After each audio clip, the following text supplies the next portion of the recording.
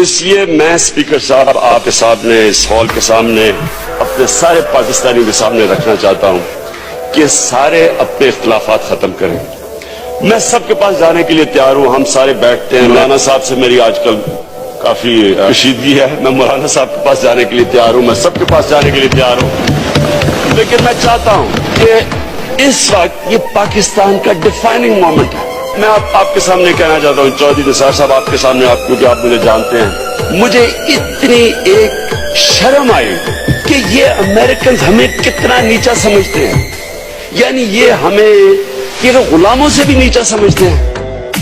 یعنی ان کی بے حسی یہ ہے کہ یہ ملک تباہ ہو رہا ہے, ان کی جنگ ہے, لیکن ان کو اتنی قدر نہیں ہے کہ یہ ایک دفعہ بیچاری ایک قوم جو غربت بڑھتی جا رہی ہے کہ وہ بیچاری امن کی طرف جا رہی ہے اور انہوں نے اتنی بے دردی سے ہمارا پیس پروسیس ختم کیا.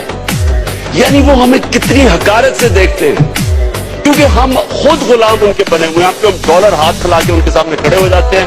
کبھی مانگنے والے کی بھی کوئی عزت کرتا ہے. ہو سکتا ہے کہ اگر ہم آج سٹینڈ لے لیں, ہو سکتا ہے کہ یہ ہم ایک قوم بن جائے. ہو سکتا ہے ہم سارے صوبے اکٹھے ہو جائیں, ایک قوم بن جائے.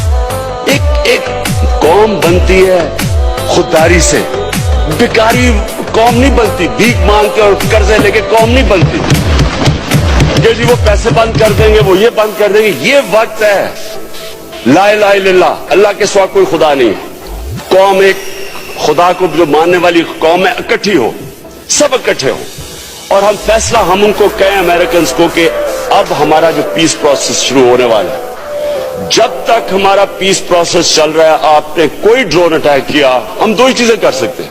ہم نیٹو کی سپلائی بند کر سکتے ہیں, ہم سیکیورٹی کاؤنسل میں جا سکتے ہیں. میں یہ کسی صورت نہیں کہتا کہ امریکہ سے جنگ لڑ لو, لیکن کیا ایک طرف جنگ لڑنا اور ایک طرف غلامی کے بیچ میں بھی کوئی چیز ہے؟ ان کے غلام بنے یا ان سے جنگ لڑے؟ کیوں نہیں ہم اپنا موقف پیش کرتے کہ یہ پاکستانی قوم کا یہ موقف ہے, ہماری قوم امن چاہتی ہے, ہم تنگ آ گئے اس جنگ سے, ہمارے لوگ تباہ ہو گئے. آپ نے اس ملک پہ ڈرون اٹیک کیا, ہم آپ کے نیٹو سپلائیز بند کریں گے, ہم UN سیکیورٹی کاؤنسل